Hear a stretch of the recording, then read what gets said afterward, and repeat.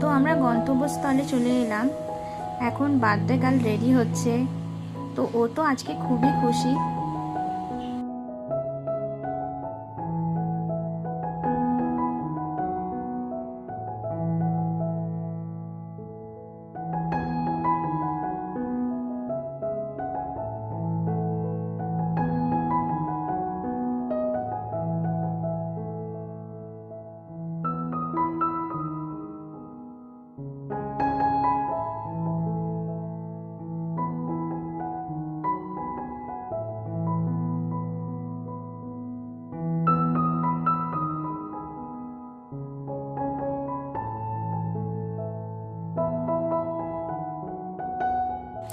ও আজকে এতটাই খুশি যে বারবার জামাটা টেনে টেনে দেখছে আর মাকে বারবার বলছে যে কেক কখন আমি কাটবো।